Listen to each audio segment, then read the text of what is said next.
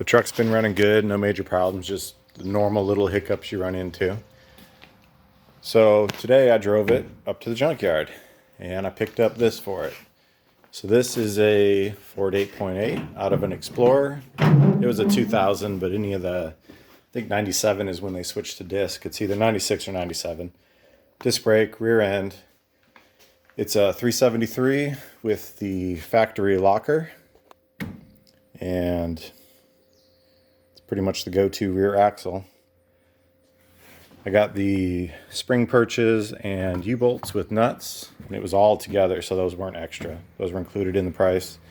I also kind of dug through the junkyard, and I found some brand new brake pads and some basically, I know they look rusty, but these are basically brand new rotors. Someone did a brake job on one, so I took those parts off, put them on this one. So, because the price is the same no matter what. So for right around $200, including tax and everything, this is what I got. So 373, locker. Got to modify these for the S10, no big deal. And brakes are basically new. I'll clean those up. So let me open this up and see what she looks like on the inside.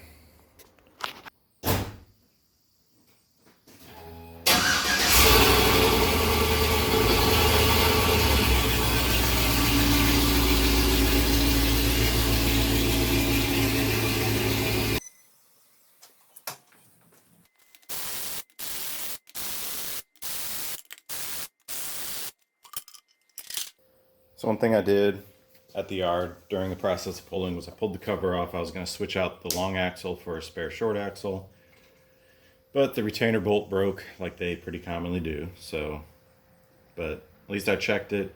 I have ran across issues before where the tag on the differential will say it has a locker, and then you open it up and there's no locker, and that just means at some point something happened and somebody replaced it. It's nobody trying to trick you. You just got to make sure with a used vehicle that it is what it is. So it has the locker. Something else I noticed is the gasket material was the aftermarket. I call it the gray gasket material. It's the Ford OEM, whatever they recommend. So that means somebody's been in here. The oil looked really good. And there's marks on the bearing caps. And that's not a factory mark. That's...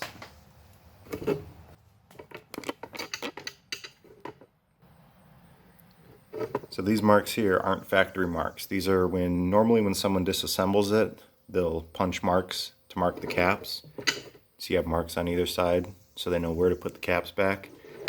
So that means someone's been in here. And hopefully normally the only reason you replace or remove these caps is if you're going to replace the clutches or something happened to the ring gear or something happened to the whole unit.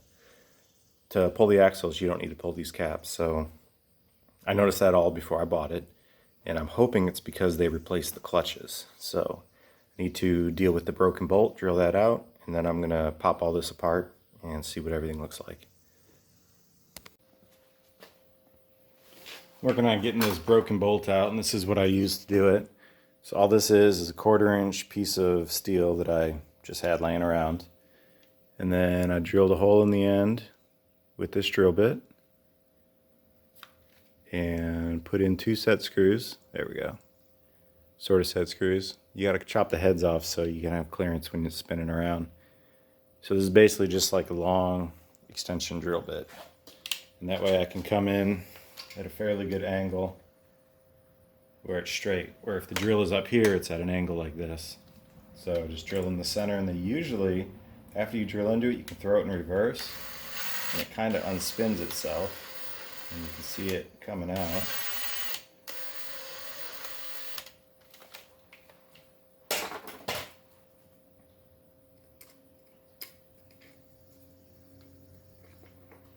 And there we go. So that's what the broken piece looks like. The top of this, I got pissed off and threw it across the junkyard. So it's no longer with us. But that's what happens when they break off. It sucks and I hate it, but it happens.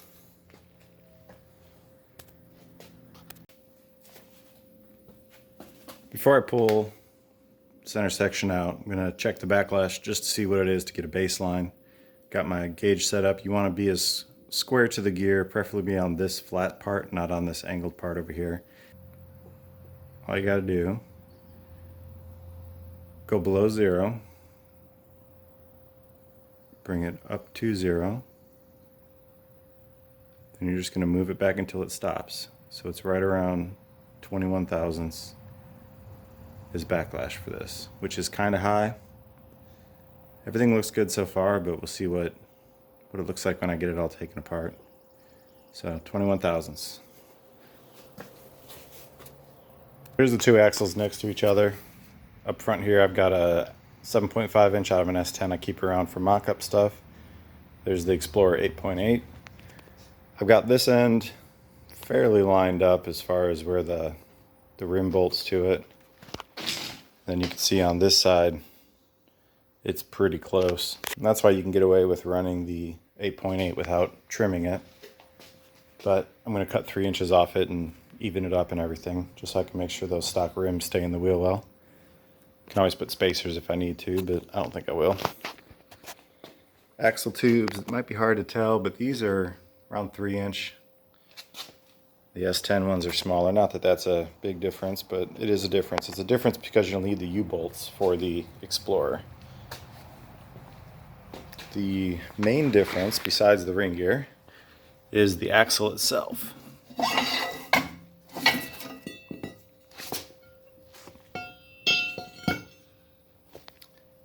So there's the difference out here you're looking at. It's pretty significant. And then I know you always hear about spline counts. So these are 28 spline S10 and this is 31 spline Explorer, but you can see the splines are even wider on these, so it's pretty significant right there. So the S10 is around 1.2. Explorer is around 1.3, so then out here where the bearing is, Explorer is around 1.6. The S10's around 1.4, so you got almost a 1/4 inch thicker out here. This is where a lot of your stress is on your car, so I know everyone gets hung up on that end, but this end's important too. Don't roll away from me. So that's the main differences. The other big difference is the Explorer brakes are a lot bigger. I don't have these ones. I tore this apart and stole the locker out of it years ago, so I'm not sure where the brakes are, but Explorer brakes are bigger.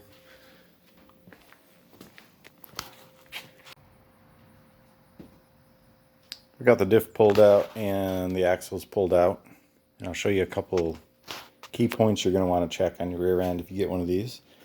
So the first thing is these bearings. Just kind of look them over, make sure there's no damage to the cage. And then you can look at the races and kind of see what the races look like. So this one doesn't look too bad, but the other one doesn't look too good.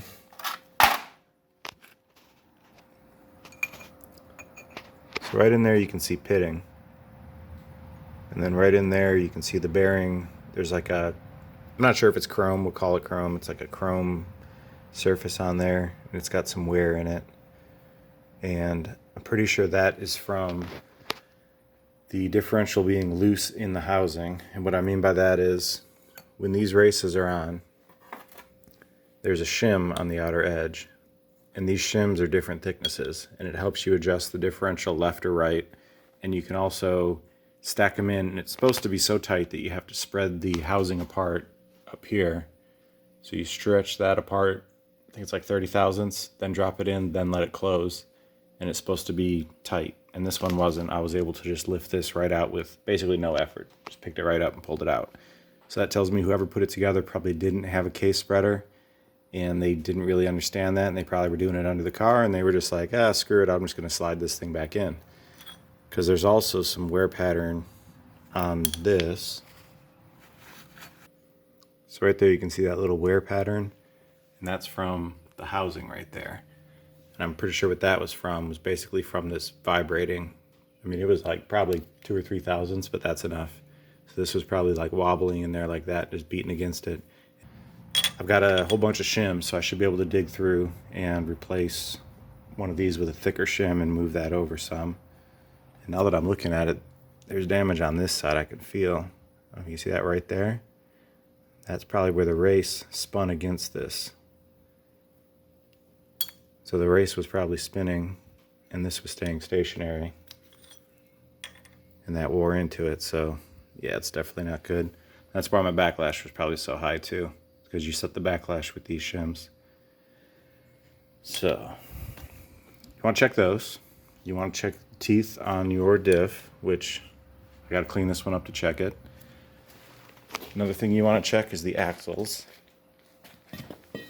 So right on the end here, I haven't wiped this down yet, and this clean part is where the bearing rides, and this part is where the seal rides. A lot of times that'll be pitted right along here where the bearing is, and sometimes there'll be a groove kind of cut by the seal. And these actually look really good. I'm kind of impressed with how good they look. So if these are pitted, you can still use them. There's a repair bearing that is basically wider than a normal bearing, so you start riding on some of the good surface.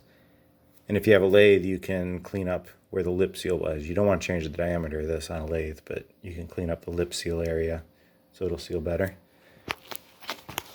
Then up inside here, if you've got time at the junkyard, you want to get these parking brake discs, or parking brake pads if these are bad. These things are expensive. Last time I checked, they were like 60 bucks for a set, just for the parking brake pads. So these ones look good. They actually look kind of new, so kind of happy with that. Don't have to worry about those guys. Even the bolts look new. That's what makes me think maybe these were replaced whenever they did whatever rear end work to this thing. So those are some of the highlights you want to check. Check your bearing and seal surfaces. Check these bearings. Need to clean all this out to check inside the housing, but you're going to want to check just in here to see if there's any damage from the race spinning. And I don't feel any, but once I get it cleaned up, I'll know more. But other than that, everything looks pretty good. Also today, I got a gift box from Speedway. So I got some heim joints, lock nuts, got some spreader bars. I think we know what these are for. And I got the brake line adapter. So this goes from the S10 brake line to the Ford brake line, so I can just screw them together. And I also got a U-joint.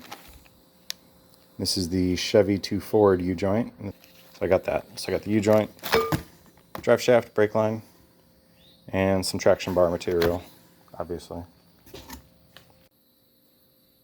I plan to do at least 3 videos on this rear end. So one video is going to be the cleanup, cutting, welding, all the modifications to make this go in an S10.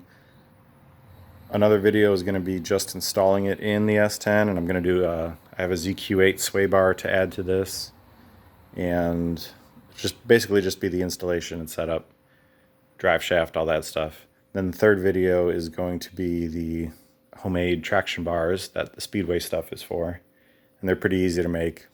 There's tons of templates online, and all the work's been done for you. You just got to cut the metal out.